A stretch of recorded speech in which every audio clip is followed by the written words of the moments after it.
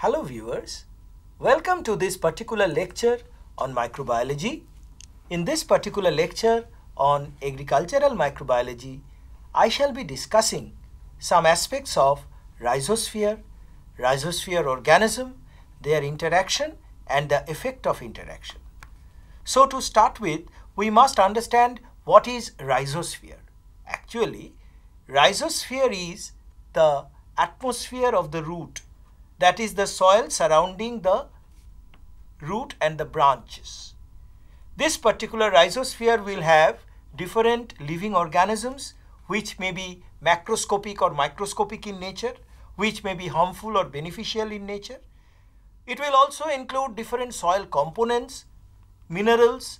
It will also include soil water, and actually the composition of the rhizosphere is determined by different atmospheric factors, which include the pressure, which include temperature, which include moisture, rainfall, etc. So rhizosphere can be the most dynamic and productive region of a plant root from where they get their nourishment. Sir, I have a question. Yeah. What factor determines the rhizosphere population to be parasitic? Yeah, you see, when a particular organism in the rhizosphere is not getting nourishment from the soil, that means the organic matter has degraded, they will try to get it from the plant body. So if they have the ability, they will enter the plant body and they become parasite. So thereby we say a particular organism becomes parasite when there is a scarcity of nutrient in the rhizosphere. This is the normal rule. Got it? Now, rhizosphere organism may develop in two stages. The primary stage is the association which is formed on the root surface, and they grow and develop and ultimately produce different structures. Like say for example, the rhizobium growing on the root surface will develop the root nodules. So this is what is called the primary rhizosphere effect. But one single organism will not constitute the rhizosphere. The root keeps on growing. As the root keeps on growing, there may be more exudate, and as there is more exudate, there will be more number of organisms, so there is an association. And this type of secondary association will constitute the secondary rhizosphere effect, as a result of which you can understand the plant may be very small, but the rhizosphere may be very big. And the more the big is the rhizosphere, more will be its productivity or supply line. Okay? Now, a particular rhizosphere, as I was telling, is having both positive and negative aspects. We will discuss the negative aspects. To start with, we will discuss the parasites. And one important parasite in the rhizosphere is the mycoparasite. So mycoparasitism can be induced by an organism like Rhizoctonia, which causes the bean rot or bean infection in the root. And this particular Rhizoctonia, it has been observed that the infection increases whenever there is verticillium colony present in the particular root atmosphere. So these two organisms are agonistic in nature, and thereby the infection is more when both are present in the rhizosphere. Okay? As I was telling, that it is not only one particular year, it should continue. So very often, if there is an infection by Mycelia in a plant root, this infection will grow. They will produce a rhizomorph inside the plant root or inside the plant body, and they will produce thick-walled structures called sclerotia. So sclerotia or sometimes thick-walled pycnidia or sporangia are certain structures with which this particular parasite may overwinter. This has got two implications. One is this parasitism will continue, and the second one is after a particular dry season, when the fresh plant is growing in the soil, they will again come back to that particular plant and reduce agricultural productivity. So that is really a teething problem here. Now, there may be organisms which actually will reduce the parasitism. Like here you can see Rhizoctonia, this is the Mycelia growing in a petri plate, which is inhibited by this clear zone through this inoculation by Bacillus. So Bacillus is preventing Rhizoctonia. So if we have more Bacillus colony, then Rhizoctonia growth will be checked. And it is ideally seen here, where you can see this is the Bacillus colony where the Rhizoctonia colony or Rhizoctonia mycelia has been reduced or checked. So this condition is actually taken from scanning electron micrograph. Okay. Now, whenever there is some infection, the plant will not easily submit to that infection, because primarily the negative aspect is whether it is bacteria, whether it is fungi, there is infection, there is loss of plant part. But the plant, you can see, it is not having any defensive organ straight away, but it will have some biochemical compounds. And this biochemical reaction can be classified or summarized in two specific events. One is called induced systemic resistance and the other one is called systemic acquired resistance. We must understand what is systemic acquired resistance. You see, whenever there is, say for example, some infection of a particular bacteria or fungi which is low pathogenic, not a particular pathogen, it will produce some salicylic acid, which is an inducing molecule, a signal molecule which will produce more pathogenesis related protein by activating specific pathogenesis related gene. On the other hand, this is called systemic acquired resistance. On the other hand, induced systemic resistance will be usually the pathogen will enter through the root and there is systemic induction of certain compounds like jasmonic acid or ethylene, and this will be effective in the leaves and it will produce secondary metabolites in the form of phytoalexin or sometimes in the form of pathogenesis related protein. So more or less SAR and ISR are very close to each other, but ultimately they will impart defense in plant due to some specific infection. So thereby we say that though plant is devoid of any immunity, but ultimately it is showing some sort of immune reaction here. Got it? Now let us come to some beneficial aspect. Of course, rhizosphere organisms are producing different beneficial reaction. One such important reaction is fixation of nitrogen. And now you know nitrogen fixation is induced by certain colonizing rhizobium. And there are specific stages. So nitrogen fixation should involve the entry of the rhizobium inside the plant root, but it is not a pathogen. It will come and it will adhere to the plant root, you can see here, only when there is a specific lectin produced. Mind you, these blue colonies are that of rhizobium and the red colonies may be some other pathogenic bacteria. So the lectin will only allow the rhizobium to come closer and the pathogenic organisms cannot approach the root. So that is the first step. The plant will determine who will come and enter me and the others who are pathogenic will be remaining outside. And then after it colonizes, it produces the bacteroid, it produces the infection thread. Mind you, this is also infection, but this is not an harmful infection. So through this infectious thread, the rhizobium goes in and it produces a swelling in the form of root nodule, and ultimately it will activate the enzyme nitrogenase and thereby nitrogen fixation will occur. And thereby you can say that the plant rhizosphere which is enriched in nitrate will actually be converted to ammonia, and this ammonia will be utilized for the production of amino acids. But apart from that, you can see here, nitrogen is not only by nitrogen fixation, nitrogen also comes from the body of dead plants and animals, and this particular nitrogen will be converted to nitrate by the nitrifying bacteria. So this nitrate enrichment in the soil is also a very positive sign for the plant roots to grow. And this nitrate will enter into the plant root, produce ammonia on the one hand, and on the other hand, there may be some bacteria in the form of Pseudomonas will be converting that excess of nitrate to gaseous nitrogen. So in this way, very easily, the nitrogen balance of the atmosphere is maintained, right? So it is a unique phenomenon that the microbes present in the particular soil or rhizosphere is maintaining the nitrogen balance of the atmosphere. There may be another important aspect which include the phosphate solubilization, which is carried out by different bacteria like Bacillus, Pseudomonas, even Rhizobium. What they do is they will make the insoluble phosphorus or phosphate to soluble phosphate. And thereby, the moment this soluble phosphate enters the plant root, it will be utilized by the plant to produce energy-rich compounds like ATP, or it will be producing NADP. So all these compounds are useful for the metabolism and growth of the plant. So this is another important aspect. Now, at the same time, I was telling that plants are actually attacked or invaded by different groups of organisms which may be pathogenic, which may be opportunistic pathogen.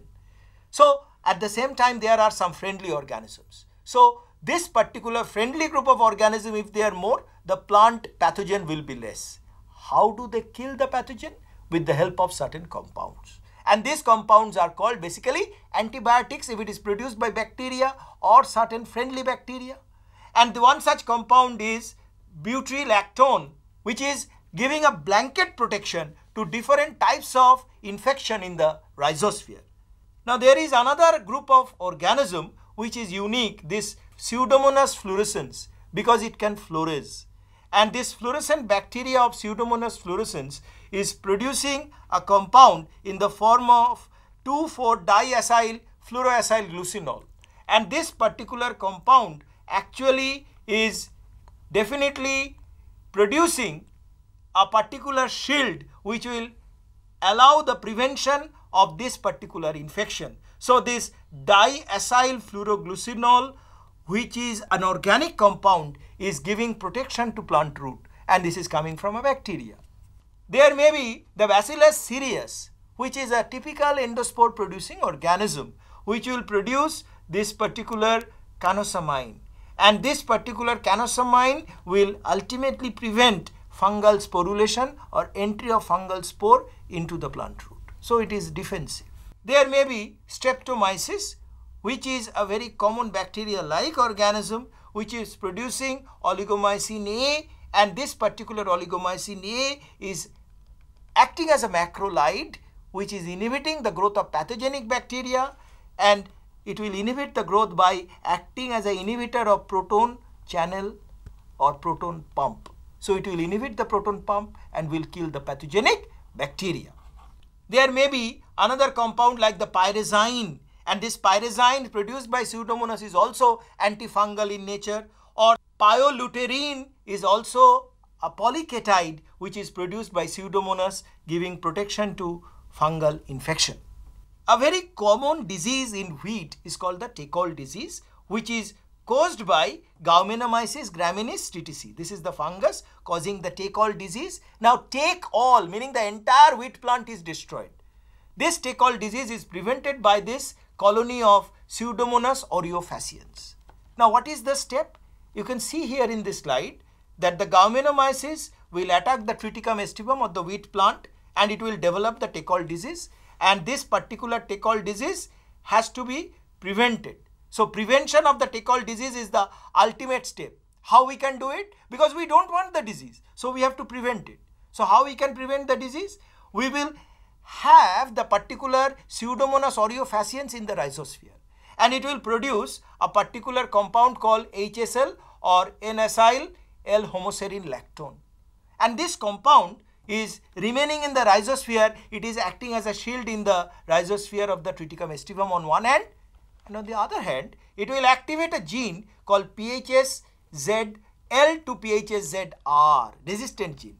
This particular PHSZR will produce a compound called PCA, which is phenazine 1-carboxylic acid, and this phenazine 1-carboxylic acid will inhibit the growth of Gaumenomyces. So you see what happens is the defensive compound is there in the plant, but the plant would not produce it until and unless it is invaded by the bacteria. So the bacteria is actually stimulating the production of this PCA, which is inhibiting the Teckol disease. So it is a very interesting observation. Now we come to the next group of beneficial organism, which is called plant growth promoting rhizobacteria, PGPR.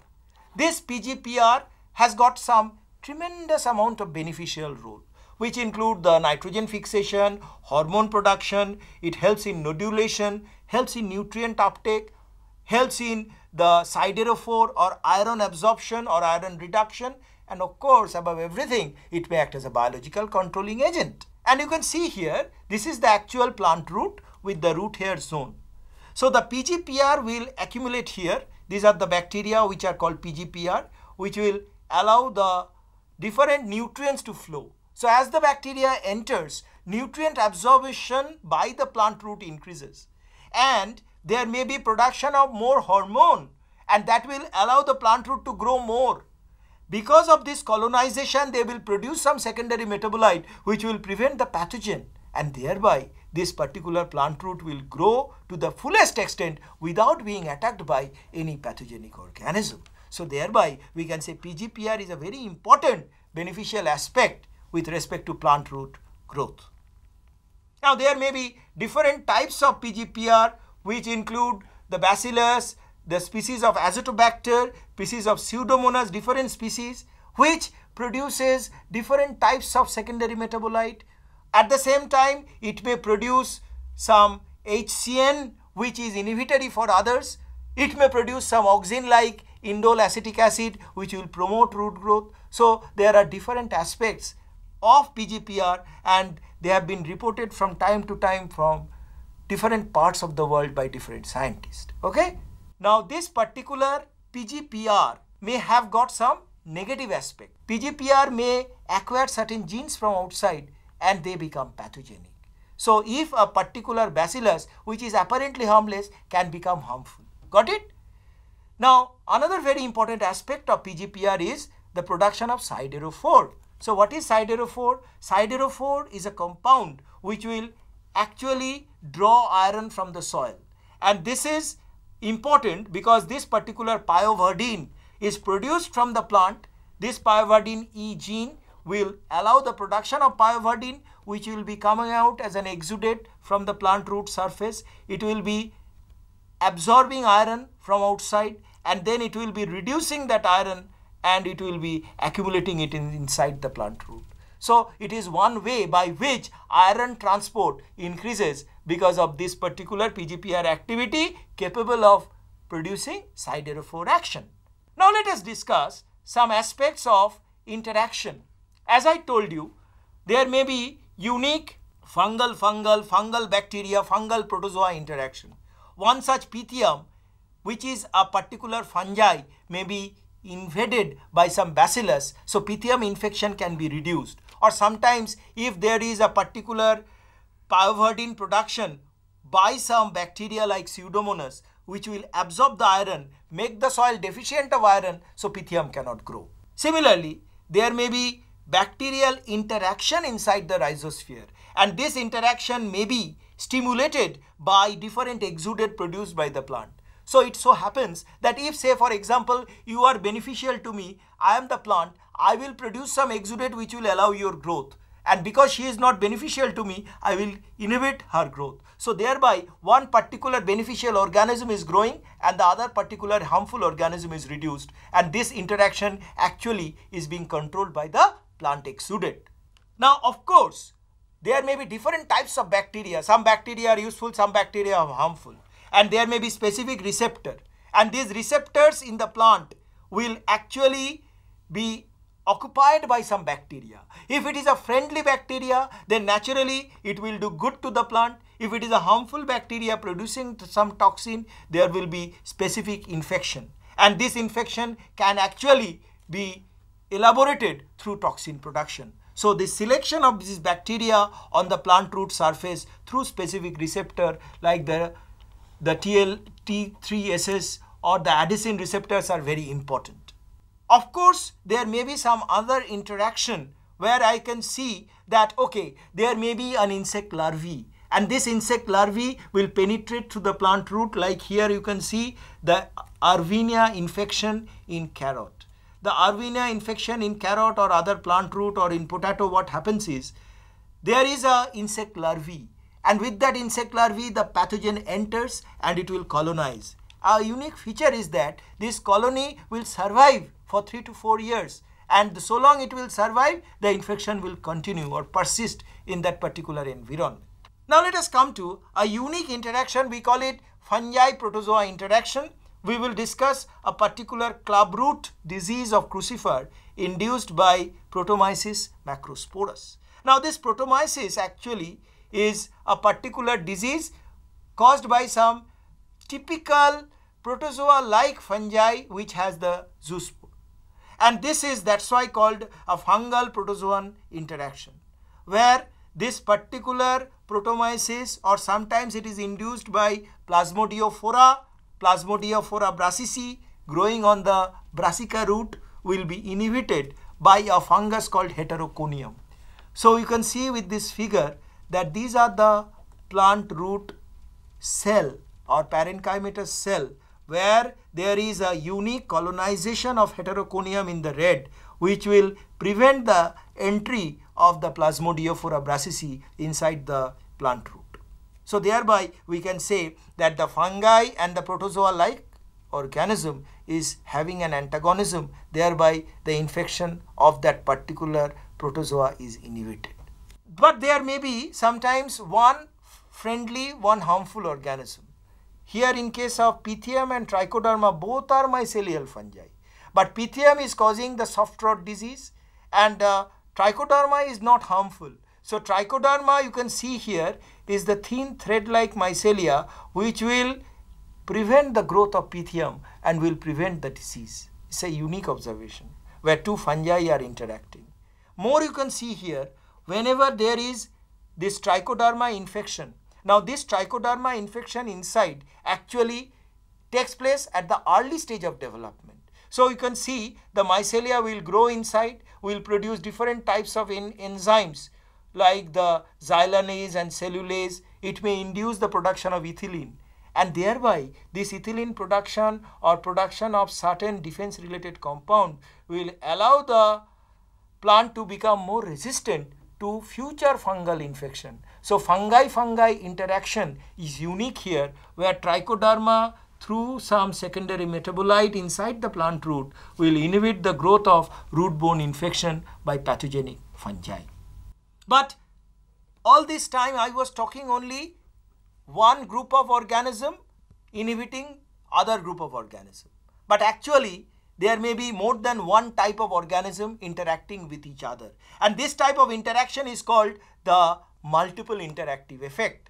And this multiple interactive effect is that the colonization will be by bacteria. This bacteria can be friendly, can be harmful. At the same time, there may be colonization of the fungi.